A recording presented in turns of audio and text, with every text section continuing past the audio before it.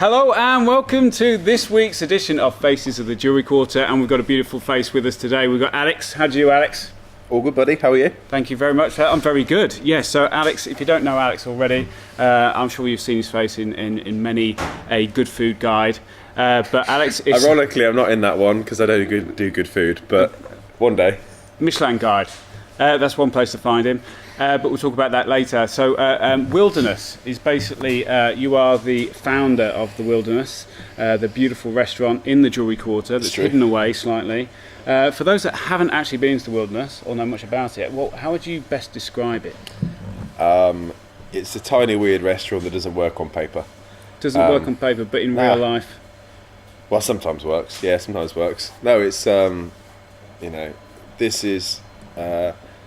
pretty much just us doing the food that we want to do to the best of our ability in a space that plays the music that we like. Famously, it's not for everyone. Some people dislike rock and roll, some people don't like, restaurants that are a little bit more dark and monochrome in palette, but it's just what we like. And we're very fortunate enough to have found, an audience of people who do enjoy that it's a little bit different. Yeah. It's always getting better. That's kind of what we want to do, just keep doing the best food we can and see where we go with it. So there's definitely some like-minded people out there that like the same things you do. Yeah, there's got to be space in the city, there's got to be space for things a little bit more different, otherwise we'll just end up homogenising and everything will look the same. Yeah. And I suppose you've kind of worked really, really hard, and we'll get into that in a moment, to create an environment that you really enjoy, your team really enjoys. And I suppose that's come from maybe a past where you were working a job you didn't particularly enjoy. Yeah, so, I didn't have an orthodox... Where do I look on this thing, by the way? I'm confused. Do I look into that camera, that one, or that one? That's a microphone. Wicked, well, that's a good start. I've been chatting to a microphone. You okay? You can talk to me. They're hard at work in the background there, by the way. But there's a camera over there. You can talk to me. But or you can talk to camera. This is ever so off-putting. Three eyes on me. I'm not used to this. It's true. I haven't always done this. Back when I was a wee nipper, I did do a brief stint with Deloitte, working in accountancy, which was not for me. Spent a lot of time planning my meals instead of working during that job. So you took the jump and said, right, I need to do something that I really enjoy. Life's too short. Literally, we're all going to die. That's the only thing that's certain. So if you want to spend your entire life doing something you dislike, I understand it's not as easy as that. I have a great deal of respect for anybody who works hard, even more so if it's something they don't enjoy, for need, for purpose, for family, whatever. But I was fortunate enough to be in a position where I felt like I could sack it off and do something that I enjoyed. And you sort of literally worked from the bottom up. Kitchen porter, I believe. Yeah. I was best kitchen porter in town. Oh no, I was shit. Can I swear on this? We can do something with it. Okay, Jesus, that's gonna be difficult. Okay, we'll get through this. We'll be fine. No, I wasn't particularly. I wasn't the world's best kitchen porter. But you grafted. That's probably our kitchen porter here. He's a machine. I grafted, and any chance I had to do food prep, any chance I had to kind of do more of a common chef role, I did. And fortunately, what I like about cooking, what I like about it generally, is that pretty much hard work does pay off. There's a lot in kitchens that doesn't require skill. Hard work, being on time, following instructions, being consistent. Like, those are things that, even when you're basically just a jumped up kind of kid who's just left an office job and is trying to figure it out, things that you can apply yourself to. And I've always been very committed to what I wanted to achieve and what I wanted to be as a cook. So yeah.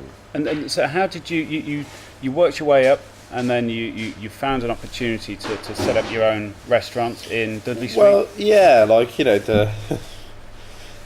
I was working at that point as a kind of a group development, group head chef, whatever you want to call it, for kind of small up and coming group, and that was a challenging role, and it got to a point where it was sufficiently challenging that I kind of felt like, if I'm that emotionally invested in this, if I'm taking that much stress on, then I might as well do it for myself. And I'll always remember sort of, we started this as a pop-up called Nomad, which for legal reasons you might need to blur out, but in King's Heath over into the garden centre, and I always remember turning up and all I had was a suitcase with like 2 frying pans, an induction hob, and that was literally it. It was me and one other lad, a chap called Brian, and we were so out of our depth, mate. Like it was sort of like watching the Chuckle Brothers arrive for a tour for the first time. It was an absolute deer in the headlights moment. But I think what's been lovely about Birmingham as a place to do this is that people saw even in its infancy, people saw enough in the idea, enough kind of resonated somewhere within what they were into, that even though what we're doing then, what we're doing now is 2 different worlds. It's been a real journey and evolution of finding our kind of style, but people saw enough in it that they were willing to support it, and that I will always be grateful for, because I was surprised as anybody when it kind of just started moving the way it did. But we've then just kind of chipped away at it. It ain't always been pretty. And you started off with the kind of menu was kind of focused on sort of, I suppose you kind of fits in with the name Wilderness in terms of sort of foraging for the ingredients and all the rest of it. Yeah, I mean obviously Wilderness was a second name. That wasn't our first name. The Wilderness I didn't choose.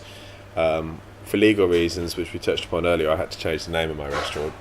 And I did a SurveyMonkey thing, which is an online thing where people can indicate, I believe it's how they did Brexit. You just go on SurveyMonkey and click yes or no. And I put all the options on there, and then I had to put a 5th option on because, I don't know, internet. And and so I was just like, oh, bollocks, like, I've got a couple of other options. I'm not got any of the names. Like, the names were Hobo, Neomad with a Y, just to see if I could get away with it. They were really bad, the other names. So the 5th one was Wilderness. And I shoved that in there as a control, and then the public voted for it, and then the Wilderness got all the votes, and I was just like, oh, that's shit, isn't it? But that's how it got named, the Wilderness. And it was great because like people then were like, oh, it's really interesting how it's called it the Wilderness, because it applies not both to the kind of the terrain, but also the wilderness of the human condition. And I was just like, oh, really? How clever do you think I am? Like, it's not like an extended metaphor or a cry for help. That's my shoes. They're a cry for help. We will try and get a shot of the shoes, hopefully, at some point. For just £5 a month, you can see my shoes and a lot more. Behold. But as you said, things have evolved. You've come to the Jewellery Quarter, and you've evolved with your kind of surroundings, more industrial. Yeah, it is. As we touched upon earlier, I never really meant to come to the Jewellery Quarter, but through an unfortunate series of events, I kind of found myself without a place to cook. Whilst we were fitting what is now Nocturnal Animals, by the restaurant, please book a table. Tables are available. And he was available, and we kind of, it's taken us a little while to get it where I want it to. You've had it refurbed. Yeah, we have. It's very important to me. Like, there's a really extended history of good restaurants here. Like Nick at Two Cats was a good chef. And he had a good restaurant here. Didier was over here. Prior to that, there's been some really good outfits here, and no one's ever really changed it that much. And for me, it's so important that this feels like us, not like anybody else. It's very, very important to me that love it or hate it, or just don't care. Like, I don't want us to ever just kind of blur into sort of the background. I want us to make sure that what we're doing is distinctive and in our style and our way. So we have changed it around quite a lot. Most recently we've now got kind of a brand new kitchen. It's just open, so our chefs have a level of interaction with the dining room here as well. Can I just say the kitchen looks better than most people's kind of living rooms or hotel receptions. A lot of work has gone into that kitchen, hasn't it? That's where we spend so much of our time. For me and the lads, like, if we're in the kitchen, I want it to be a place that's inspiring and that makes them happy to be there. So the kind of brand, in terms of the actual interior decor, the music you play, the food that you serve, it wasn't a branding campaign where you kind of researched the market and all the rest of it. It was basically down to what you. Not in a rude way, but I've never done any of anything that I do. I don't sit down and go, I wonder what the customer wants. Like, no, I do it for me. Like, I do what I like or what I enjoy. And then you'll do it to the best of your ability. Well, you know, it's almost like, I think the best analogy I can come up with for it is, you know, if you were going to throw a party, you know, say a birthday party, you said to people, so what are you going to do? You're going to kind of message your you know, your social circles, you know, your kind of the people in your immediate vicinity, and be like, oh, you know, hi there, I'm thinking of planning a birthday party. I've got some questions to ascertain what kind of birthday party you think I should plan. You know, what kind of music do you like? What's your favourite cake? You know, Sharon's there going, well, I don't even like fruit and nut. I've got a nut allergy, but that's got the most points, so we shall have fruit and nut cake. Like, it makes no sense. Yeah. You know, organise the party you want, invite people to come. If they don't like it, don't come to the birthday party. And at times I feel that's been misrepresented. Like, I think, you know, sometimes people try and make me look like I'm a little bit of a dick. And that's just my staff. But I'm not, like, you know, it's not a kind of a disrespectful thing when I say, if it's not for you, don't come. It's just, you know, I wouldn't know how to do a venue that wasn't to my taste. Yeah, of course, you're just doing what you believe in, what you enjoy, and what you got yeah, passion you know, for, and you know, other options are available, do you know what I mean? There's lots of really good chefs and restaurants in this city. You know, have a little look. You know, if you don't like what we do, then I'm sure you'll like somewhere else. No, exactly. And you're much better served going there versus coming there and then saying, oh, you know, his personal taste, that's shit, I don't like that. Yeah. You know, that's always been our position. And I think the day where we start to do it for other people, not for ourselves, I think it'll be a worse restaurant for it. And the music is a big influence. I noticed on your website that you don't play elevator music, is that right?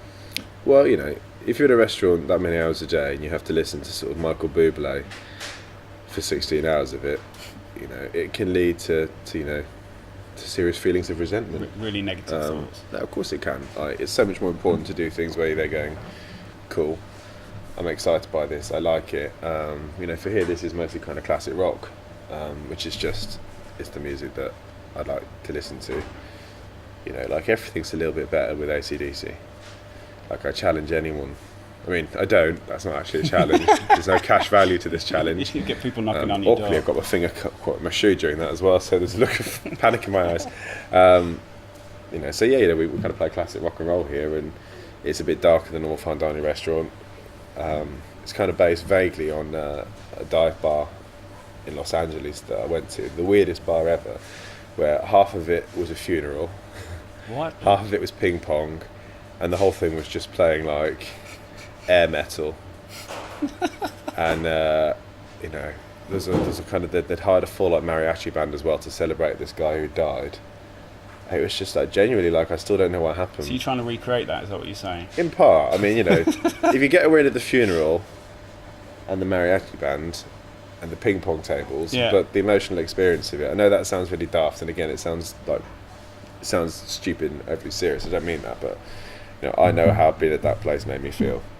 You know, I remember, like, you know, the way that they smell. I remember the way the lighting was. I remember kind of the music that was on. I remember the way it felt to kind of drink whiskey in that setting, and I'm much more focused on how I want an experience to feel. Yeah, and I think you're... And, you know, music is a big part of that, you know, and even here, you know, not everyone who comes to fine dining necessarily has done it before. Like, you know, my mum and dad, before they came to my places, had never done it. You know, I remember my mum, like, asking me whether she'd like scallop or, you know, whether she should just skip it. And, you know, there's nothing wrong with that. And I think sometimes it's easy to forget that food at this kind of level is not necessarily familiar for people, and that can be intimidating. And actually, having music that they're going to know, that provides them an anchor. You know, you might sit there and be, oh, I'm a bit intimidated with the experience, but then actually, you know, if Rolling Stones come on and you can nod your head to that and you know that song, you kind of go, well, Rolling Stones. yeah, you know, like, it brings people together, and I think that's a really important and a really lovely thing to do. And you know, like, obviously, people on the internet, everyone agrees, you know, but I'm not doing it for them, so I don't really care. Well, I think it's key there that you were saying you remember that experience that you had. Yeah.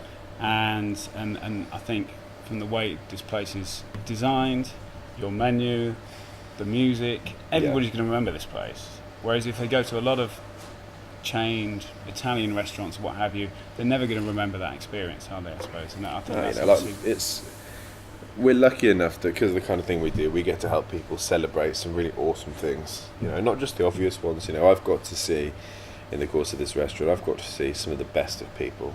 like some really beautiful things, and we've been able to be part of that.